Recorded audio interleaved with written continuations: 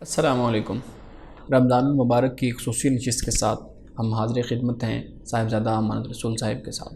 السلام علیکم سر۔ جی وعلیکم السلام۔ سر اللہ تعالیٰ کا لاکھ لاکھ شکر ہے کہ اس نے دوبارہ سے ہمیں اپنی عمر کے اندر یہ مہینہ مبارک مہینہ عطا فرمایا۔ الحمدللہ۔ اللہ تعالیٰ ہمیں اس کی برکتیں اور رحمتیں لوٹنے کی توفیق عطا فرمائے۔ سر رمضان المبارک کے حوالے سے کچھ سوالات ہیں جو ہر روزہ دار کے لیے بلکہ ہر مسلمان کے لیے جاننا ضروری ہیں۔ کچھ سوالات ہیں وہ آپ سے ہم ڈسکس کریں گے، آپ سے رہنمائی لیں گے۔ سر سب سے پہلے تو ہمیں اس بارے میں رہنمائی ہماری کریں کہ کیا رمضان المبارک کا چاند دیکھنا ضروری ہے؟ اگر ایک شخص روزہ رکھنا چاہتا ہے، اس کے اوپر روزہ واجب ہے، تو کیا اس کے لیے اس آنکھ سے چاند دیکھنا ضروری ہے یا گورنمنٹ کے اعلان کے مطابق وہ روزہ رکھ سکتا ہے؟ دیکھیے، چاند دیکھنا ایک سنت عمل علماء کرام نے اس کو قرار دیا ہے۔ آپ دیکھتے ہیں کہ ہمارے ملک میں بھی ایک رویت حلال کمیٹی ہے جو چاند دیکھتی ہے اور اہتمام کرتی ہے، اور اس کے بعد اعلان کر دیا جاتا ہے۔ تو ہر مسلمان تو کبھی بھی نہ چاند دیکھتا ہے نہ اپنے گھر کی چھت پہ جاتا ہے کہ وہ چاند کو دیکھے اور پھر اس کے بعد وہ روزہ رکھے۔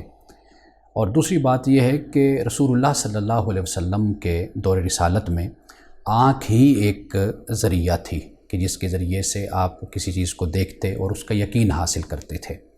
تو اس لیے آپ صلی اللہ علیہ وسلم نے یہ فرمایا کہ چاند دیکھ کر روزہ رکھو اور چاند دیکھ کر ہی تم عید کرو، یہ آپ نے فرمایا۔ تو لیکن آج کے دور میں آپ جانتے ہیں کہ سائنسی جو ترقی ہے اس کی وجہ سے یہ بہت آسان ہو گیا ہے۔ صرف یہ نہیں کہ کوئی چند سال جو رمضان آپ کی زندگی میں آنے ہیں ان کے بارے میں آپ علم حاصل کر سکتے ہیں، بلکہ کئی صدیوں کا بھی کیلنڈر بن سکتا ہے۔ اب تو یہاں تک صورتحال پہنچ چکی ہے۔ تو لہٰذا رویت کا مطلب صرف یہ کہ دیکھنا نہیں ہوتا، بلکہ اگر ہم قرآن مجید پڑھتے ہیں تو رویت کا مطلب جاننا بھی ہوتا ہے، یعنی علم بھی ہوتا ہے۔ تو اس لیے اگر ہم سائنسی طریقے پر اگر چلتے ہیں اور ہمیں علم حاصل ہو جاتا ہے کہ فلاں دن یا فلاں تاریخ کو رمضان شروع ہو رہا ہے، چاند نظر آتا ہے، تو ہم وہاں سے بھی رمضان کا آغاز کر سکتے ہیں۔ بالکل ٹھیک ہے سر۔ سر ایک اور چیز ہمارے سامنے اکثر آتی ہے، ہم دیکھتے ہیں کہ اکثر واٹس ایپ پہ موبائل پہ میسیج آتے ہیں کہ رمضان المبارک کی جو اس کے چاند کی مبارک دے گا اس کو اتنا ثواب ملے گا یا اس کے اوپر جنت واجب ہو جائے گی۔ مختلف طرح کے ہمارے سامنے اس طرح کی روایات آتی ہیں۔ ان روایات کی کیا حیثیت ہے؟ آپ کو کیا لگتا ہے کہ واقعی یہ جو ہمیں میسیجز آتے ہیں یہ سچے ہوتے ہیں اور جنت اتنی آسان ہے کہ ہم اس کو اس طریقے سے حاصل کر لیں؟ دیکھیے، یہ تو ایک علیحدہ بات ہے نا کہ ان روایات کی کیا حیثیت ہے۔ میں آپ کو ایک بات سناتا ہوں کہ ایک دوست کا مجھے میسیج آیا، اس نے حدیث مجھے بھیجی اور ترجمہ بھیجا اور کہا کہ یہ بتائیے کہ یہ حدیث کا جو ترجمہ ہے میرے پاس، کیا یہ درست ہے یا غلط ہے؟ جب میں نے اصل ماخذ سے جب میں نے رجوع کیا اور جا کر وہاں پر دیکھا تو میں نے اس ترجمے کو ہی غلط پایا۔ یعنی جو اصل عبارت تھی عربی کی، رسول اللہ صلی اللہ علیہ وسلم کا ارشاد جو تھا، اس کا ترجمہ ہی غلط تھا۔ تو ہمارے ہاں تو یہ صورتحال ہے۔ تو ایسی ساری روایات کہ جو بہت چھوٹے سے عمل پر بہت بڑا اجر اور بہت چھوٹے سے گناہ پہ بہت بڑی سزا، اس کو تو محدثین نے ویسے بھی کہا ہے کہ یہ موضوع اور من گھڑت روایات ہیں۔ بالکل ٹھیک ہے سر۔ سر اگلا سوال میرا یہ ہے کہ ایک شخص جو تندرست ہے وہ رمضان المبارک کا روزہ نہیں رکھتا، رمضان ہے اس کا روزہ نہیں رکھے گا، یا ہو سکتا ہے اس کو کوئی مجبوری ہو سکتا ہے اس نے کوئی بیماری ہو، کام کرنا ہو۔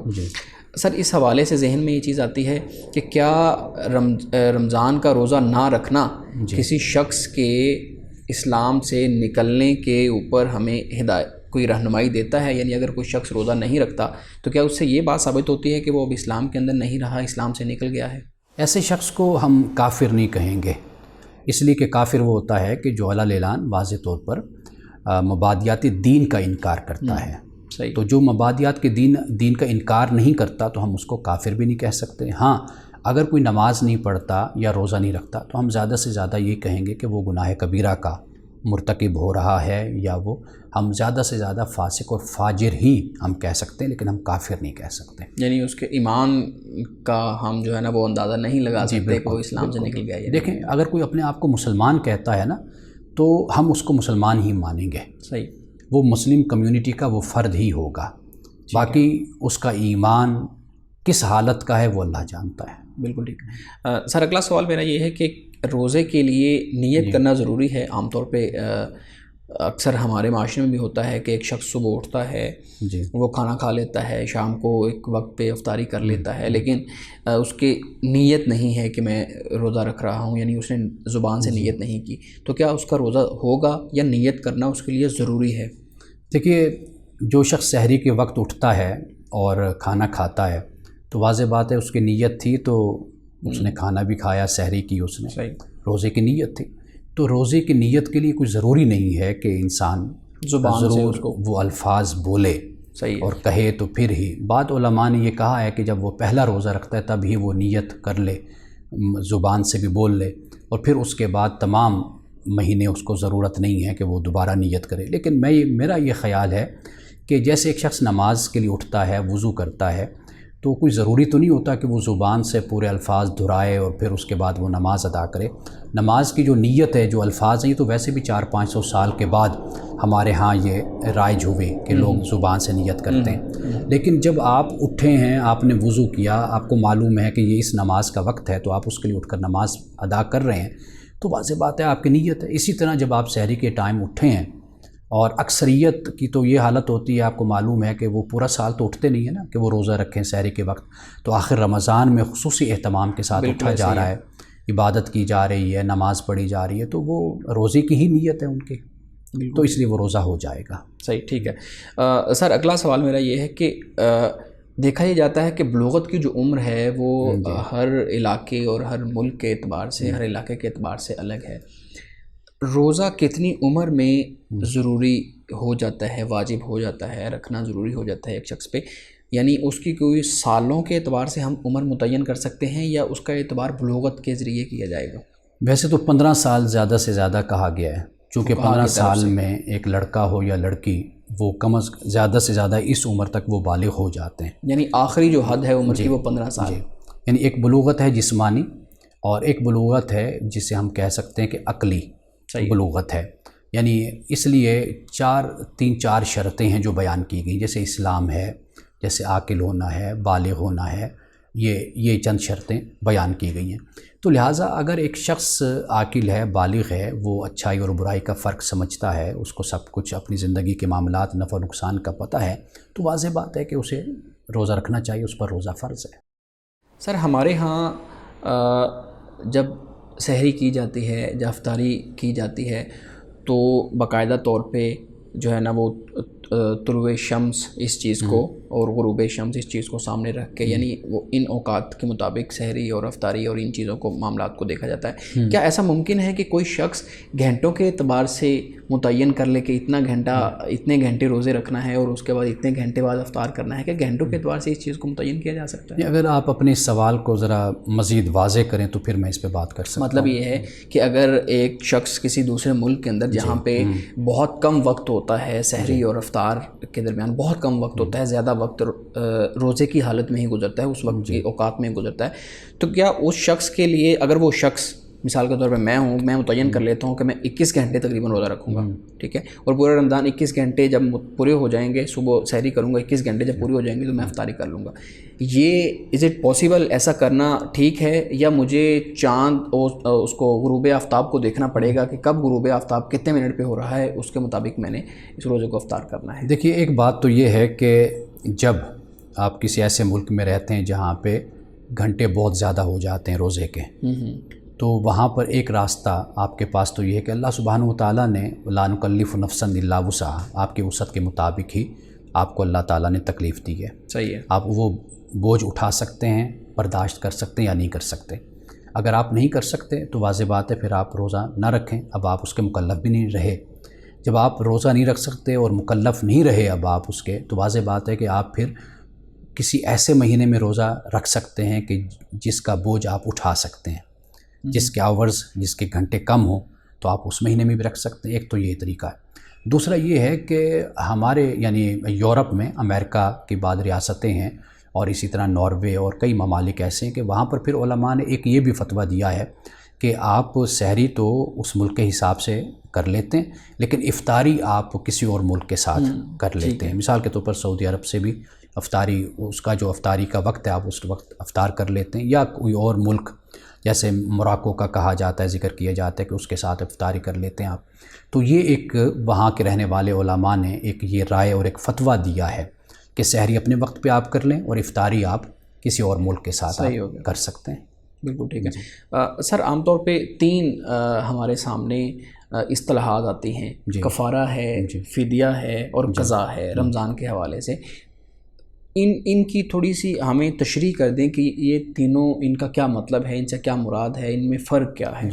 قضا تو یہ ہے نا کہ اگر ایک شخص بیمار ہو گیا یا کوئی اس کی ایسی مجبوری ہے کہ وہ روزہ نہیں رکھ سکا تو پھر وہ قضا دیتا ہے. ادا اپنے وقت میں ہوتا ہے اور قضا جب وقت گزر جاتا ہے جو فرضیت کا وقت ہوتا ہے. ٹھیک ہے. تو کفارہ در حقیقت یہ ہے کہ ایک انسان نے روزہ جان بوجھ کر روزہ توڑا، نفسانی خواہش کی وجہ سے توڑا، یا بھوک اور پیاس تو اس کو تھی لیکن اتنی نہیں تھی یا نہیں تھی کہ بھئی اس کی جان تلف ہو جائے، وہ ہلاک ہو جائے، پر بس ویسے ارادتاً جان بوجھ کے روزہ توڑ دیا. اب اس پر کفارہ ہوگا. کفارہ بطور سزا آپ کہہ سکتے ہیں. وہ 60 مسکینوں کو کھانا کھلائے گا، یا وہ 60 روزے رکھے گا، یا 60 مسکینوں کو کھانا کھلائے گا. یہ احادیث میں اس کو بیان کیا گیا ہے. اور تیسرا جو ہے وہ ہے فدیہ. فدیہ یہ ہوتا ہے کہ ایک شخص روزہ رکھ نہیں سکتا، اب اس کی کئی وجوہات ہو سکتی ہیں، تو جب وہ روزہ نہیں رکھ سکتا تو پھر وہ فدیہ دیتا ہے، یعنی کسی مسکین کو، ضرورت مند کو. وہ احادیث میں جو آتا ہے وہ گندم کا نصف سا آتا ہے. صحیح ہے. اور اس کے علاوہ 1 سا کھجور کا آتا ہے، یعنی وہ حدیث کے اندر وہ متعین ہے مقدار، وہ بیان کر دی گئی. یعنی نصف سا آپ کہہ لیجئے کہ 15 سا بن گئے گندم کے، یا پھر وہ کھجور دے گا تو وہ 30 سا کھجور کے ہو جائیں گے. یہ ایک حدیث میں اس کو بیان کیا گیا کہ جب صحابی رسول اللہ صلی اللہ علیہ وسلم کی خدمت میں حاضر ہوئے اور عرض کیا رسول اللہ صلی اللہ علیہ وسلم کہ میں نے اپنے اوپر یہ ظلم کر لیا، یہ مجھ سے ہو گیا، تو آپ علیہ السلام نے پھر ان کو اس کا فدیہ آپ نے بتایا. تو اس طرح یہ فدیہ ہوتا ہے کہ ایک شخص جیسے کوئی شیخ فانی ہے، حاملہ خاتون ہے، بچے کو دودھ پلاتی ہے، یا ایسا شخص ہے کہ جو ہمیشہ سفر میں رہتا ہے، تو وہ فدیہ دیتا ہے. سر اس سے متعلق ایک سوال جو ذہن میں آ رہا ہے، کیا کوئی تندرست شخص جو تندرست ہے، نوجوان ہے، اس کے اندر اتنی طاقت ہے کہ وہ روزہ رکھ سکتا ہے، چاہے وہ عورت ہے یا مرد ہے، تو کیا وہ روزہ رکھنے کی بجائے اس کے بدلے میں فدیہ دے کے اپنے آپ کو الگ کر سکتا ہے کہ روزے سے؟ یعنی اس کی یہ وجہ ہم معقول وجہ کہیں گے کہ وہ کہتا ہے کہ میرے سے روزہ رکھا نہیں جاتا، میں روزہ رکھ نہیں سکتا، میں ڈرتا ہوں کہ کہیں میں پیاس یا بھوک کی وجہ سے میرے اوپر کوئی ایسا میں بیمار نہ ہو جاؤں. تو وہ ہے وہ تندرست، صرف اس کو یہ وہم ہے یا اس کے ذہن میں یہ چیزیں آتی ہیں، تو کیا وہ فدیہ دے کے تو اپنے آپ کو ان چیزوں سے الگ کر سکتا ہے؟ دیکھیے، وہم کی بنیاد پر تو اللہ تعالیٰ کا حکم نہیں اٹھتا، یعنی اس پر پابندی لازم ہے صرف وہم کی بنیاد پر کہ بھی وہ کہے جی مجھے یہ وہم ہے. یقین ہو کہ جان تلف ہو جائے گی، ہلاکت ہو جائے گی، تو یہ ایک دوسری صورت بنتی ہے، تو وہ چھوڑ سکتا ہے. لیکن دیکھیے ہمارے ہاں نا 2 انتہائیں پائی جاتی ہیں. ایک انتہا تو یہ ہے کہ اچھا بھلا تندرست انسان ہے، عورت ہے یا مرد ہے، وہ روزہ ہی نہیں رکھتا، وہ کہتے ہیں کہ میں فدیہ دے دوں گا. ایک ہمارے ہاں صورت یہ ہے کہ وہ یہ کہ جب تک یہ یقین نہ ہو جب بندہ مرنے والا ہے تب تک وہ روزہ نہیں چھوڑ سکتا.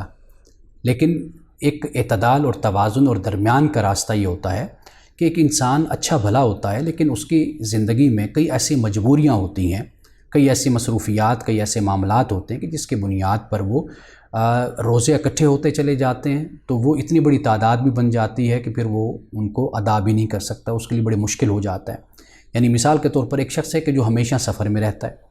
اب آپ دیکھیے جو ہمیشہ سفر میں رہے گا اور مصروفیات میں رہے گا، اگر اس کے روزے اکٹھے ہوتے چلے جاتے ہیں، اب وہ یہ دیکھے کہ جی 2 سال 4 سال کے روزے ہو گئے، تو وہ کس طریقے سے اس کو موقع ہی نہیں ملا کہ وہ روزے رکھ سکے.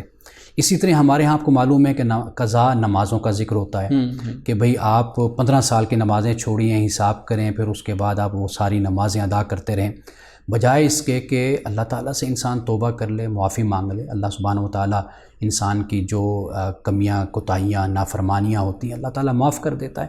لیکن توبہ کرنے کے بعد، معافی کرنے کے بعد اللہ تعالیٰ سے یہ عہد کرے کہ میں آئندہ نماز نہیں چھوڑوں گا.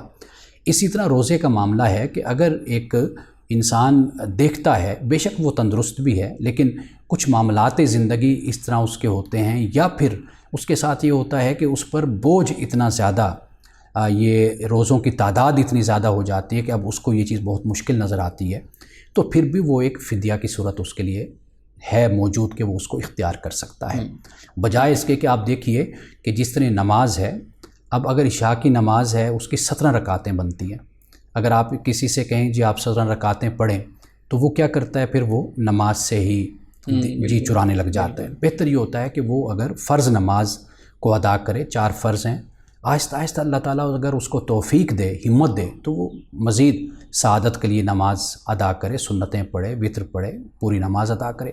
لیکن اگر نہیں ہے تو پھر ایک فرض کی گنجائش تو ہے نا۔ تو دین کے معاملے میں جو آسانی کا راستہ ہے، تو میرا خیال ہے کہ وہ سب سے بہتر راستہ ہے اعتدال اور توازن کا، کہ ایک طرف بالکل یہ کہہ دیا جائے کہ آپ کسی صورت میں فدیہ نہیں دے سکتے، کہ جب تک کہ آپ کو ساری زندگی کے لیے خطرہ لاحق نہ ہو جائے کہ آپ روزہ نہیں رکھ سکتے، اگر رکھیں گے تو آپ دنیا سے ہی چلے جائیں گے۔ دوسری طرف ایک انسان اچھا بھلا صحت مند ہے، وہ بھی روزہ نہ رکھے اور فدیہ دے، تو یہ دونوں انتہائیں بن جاتی ہیں۔ تو بہتر راستہ یہی ہے کہ توازن اور اعتدال کے ساتھ، اور پھر انسان کا معاملہ اس کا اپنے خدا کے ساتھ ہوتا ہے۔ بالکل سر، ٹھیک ہے سر، آپ نے سفر کا بھی ذکر کیا کہ اگر وہ مسافر ہے تو پھر وہ قضا کر سکتا ہے۔ سر آج کل تو ہمارے ہاں سفر بھی بہت آسان ہے، آپ نے اگر ہزاروں کلومیٹر کا سفر کرنا ہے تو آپ کو 4-5 گھنٹے میں، ایون آپ نے روزہ رکھا ہے تو روزے کی افطاری سے پہلے آپ دوسرے ملک پہنچ جاتے ہیں، ہزاروں کلومیٹر کا سفر کر لیتے ہیں۔ کیا آج کا سفر اور جو اس کی میعاد ایک وقت پہ مقرر کی گئی تھی، کیا وہی میعاد اتنے کلومیٹر آج بھی کنسیڈر کیے جائیں گے، یا اس کو ہم اپنے آج کے ماحول کے مطابق اس چیز کو ڈھالیں گے؟ دیکھیے، جو سفر کی جو مقدار ہے نا، یعنی مائلج جو ہیں، وہ تو فقہاء نے اور علماء نے ان کو بیان کیا ہے اپنے وقت اور اپنے عہد کے مطابق، یعنی ہر کسی، بلکہ علماء اور فقہاء کے ان مائلج کو اگر آپ پڑھیں، جو میل انہوں نے بیان کی ہیں، ان میں ایک دوسرے کے ساتھ بہت زیادہ اختلاف ہے، فرق ہے، کوئی کچھ کہتا ہے، کوئی کچھ کہتا ہے۔ تو اصل چیز جو ہے وہ یہ ہے کہ سفر بہرحال سفر ہوتا ہے، جہاز کا سفر ہو یا گاڑی کا سفر ہو، کوئی سفر بھی ہو تو سفر ہے۔ تو سفر کی جو رخصت ہے وہ اپنی جگہ قائم ہے، جس طرح نماز کی رخصت اپنی جگہ قائم ہے، اور جس طرح روزے کی رخصت ہے تو وہ بھی اپنی جگہ قائم ہے۔ اللہ سبحانہ و تعالیٰ نے یہ ایک انعام کہہ لیجئے، ایک سہولت کہہ لیجئے، یہ مسلمانوں کو، مومنوں کو عطا کی ہے۔ اگر کوئی اس رخصت کو اختیار کرنا چاہے تو وہ ضرور اختیار کرے، پسندیدہ بات ہے۔ نہیں اختیار کرنا چاہتا تو اس پر کوئی اس پر ناراضگی بھی نہیں ہے کہ اس نے اس کو کیوں نہیں اختیار کیا۔ لیکن سر سننے میں اکثر آتا ہے، بلکہ ایک دفعہ میری بات بھی ہوئی ایک مذہبی جو رہنما سے، تو انہوں نے یہ کہا کہ جب اللہ تعالیٰ نے آپ کو ایک رخصت دے دی ہے، رخصت مل گئی ہے، آپ اس رخصت کو خود اویل نہیں کرنا چاہ رہے، تو اس کا مطلب یہ ہے کہ آپ کہیں نہ کہیں اللہ تعالیٰ کی نافرمانی کر رہے ہیں، کہ اللہ تعالیٰ نے آپ کو ایک سہولت دی ہے اور آپ کہہ رہے ہیں مجھے یہ سہولت نہیں چاہیے، میں تو روزہ رکھوں گا، تو پھر آپ مزید گناہ کی طرف چلے جائیں گے، گناہ گار ہو جائیں گے۔ تو اس چیز کے بارے میں آپ کی کیا رائے ہے کہ واقعی اس سہولت کو حاصل نہ کرنا گناہ کی طرف لے جاتا ہے؟ نہیں، یہ ایسا نہیں ہے۔